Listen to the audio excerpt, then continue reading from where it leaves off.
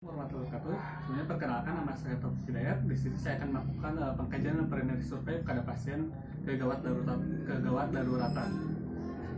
Sebelum melakukan pengkajian preliminary survei ABCDE, kita harus memperhatikan dulu apakah pasiennya mengalami fraktur servikal atau tidak.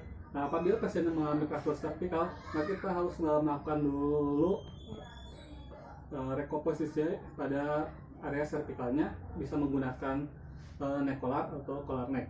Nah, selanjutnya kita melakukan primary survey. Yang pertama adalah A atau airway, jalan napas. Kita periksa dulu menggunakan stetoskop supaya kita mengetahui apakah ada suara napas tambahan, sehingga kita dapat mengetahui apakah hambatan pada jalan napasnya itu seperti apa. Kita periksa pada setiap area pernapasan untuk mengetahui apakah suara napas tambahan pada pasien.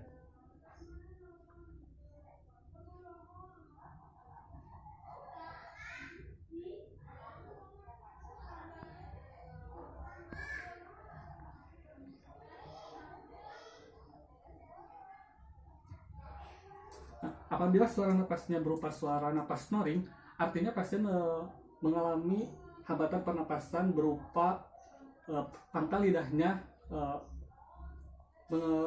menghalangi area napas dan berbalik ke belakang. Nah, kita harus membantu membebaskan jalan napasnya dengan menggunakan opak. Nah, apabila terdengar suara stridor, artinya pasien mengalami hambatan pernapasan berupa benda padat. Maka kita harus menggunakan teknik yang namanya teknik cross finger dan finger swipe. Nah, yang ketiga, apabila pasiennya terdengar suara napas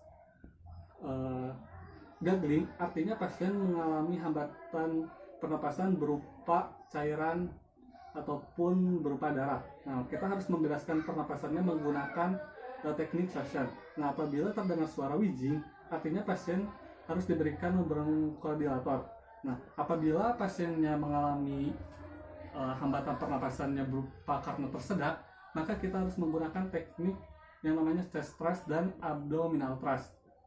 Nah, untuk membantu dalam membebaskan jalan napas, ada dua teknik, yaitu apabila pasiennya tidak mengalami fraktur servikal, maka kita melakukan teknik yang namanya head tilt chin lift. Yang pertama, kita dorong ke belakang, kemudian pada area ini dorong ke belakang dan buka mulutnya.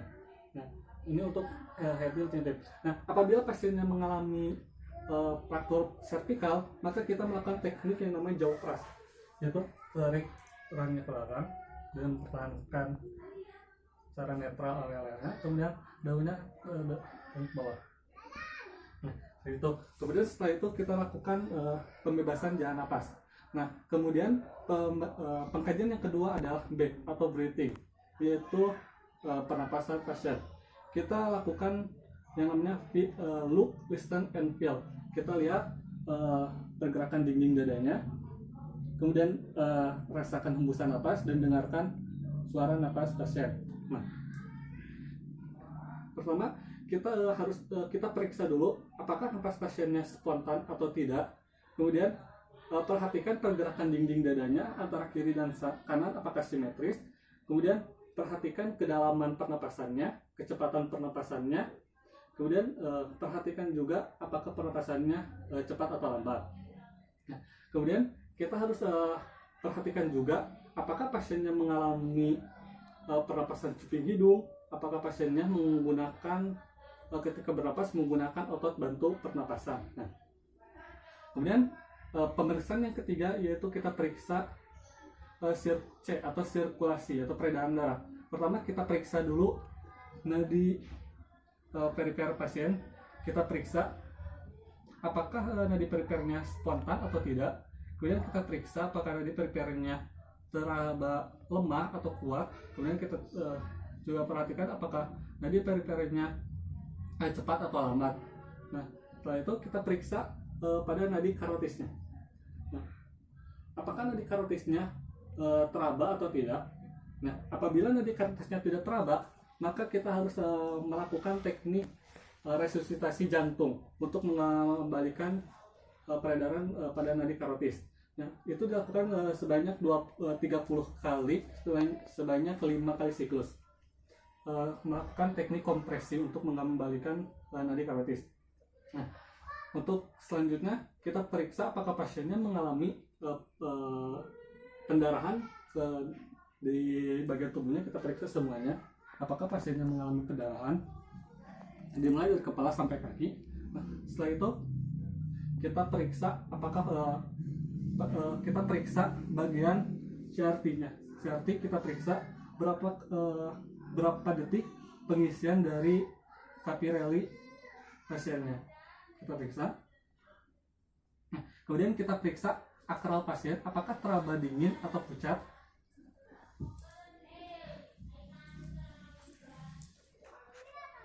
Nah, setelah itu kita periksa bagian bibir pasien. Kita lihat apakah bibir pasien itu lembab, kering, atau pasien mengalami bibirnya pucat. Nah, setelah itu kita periksa bagian konjungtiva pasien. Apakah konjungtiva pasien mengalami pucat, anemis, atau mengalami kelainan. Nah, setelah itu kita melakukan pemeriksaan dekompresian, yaitu pemeriksaan tingkat kesadaran menggunakan API-PU. Yang pertama, alert, yaitu pasien dalam keadaan apabila pasien dalam keadaan sadar penuh, maka tingkat kesadaran pasien ada alert. Kemudian apabila pasiennya dalam keadaan tidak sadar, maka kita harus memberi respon dengan V atau verbal dengan memanggil pasien pak.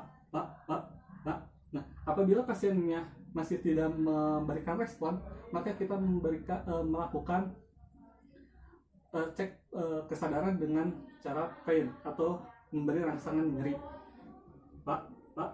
Nah, apabila pasiennya masih tidak menunjukkan adanya respon, berarti tingkat kesadaran pasien adalah U atau unresponsive. Maka kita harus periksa bagaimana kondisi dari pupil pasien. Apakah pupil pasien responsif terhadap cahaya? Apakah pupil pasien normal atau apakah pupil pasien mengalami laterasi?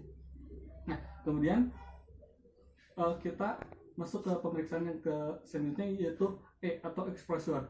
Kita periksa apakah pasien mengalami perubahan bentuk tubuh, misalkan ada anggota tubuh yang hilang atau ada perubahan bentuk tubuh seperti tangannya keseleo sehingga muncul tulang ke atas atau yang lainnya. Kemudian kita periksa apakah pasien mengalami adanya luka terbuka dari mulai kepala sampai kaki. Kita periksa. Kemudian kita periksa apakah pasiennya mengalami adanya nyeri tekan. Kemudian kita periksa apakah pasiennya mengalami udin atau pembengkakan.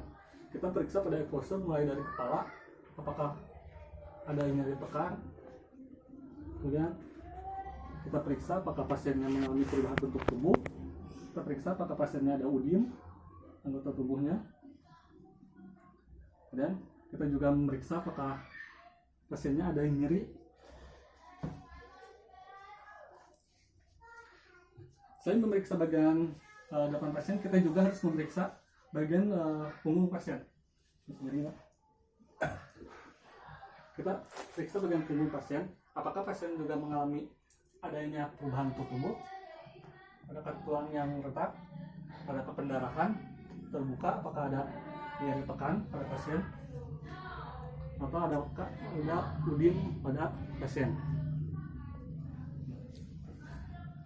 Apabila pasien mengalami pendarahan terbuka, maka lakukan tindakan penghentian darah dengan cara positioning dan tekan luka dengan kasar untuk menghentikan pendarahan. Nah, setelah itu apabila pasien mengalami pendarahan, kita harus memperhatikan untuk menghentikan hipotermi.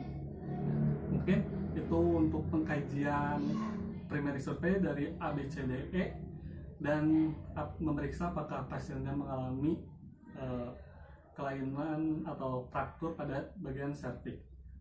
Sekian dari saya. Wassalamualaikum warahmatullahi wabarakatuh.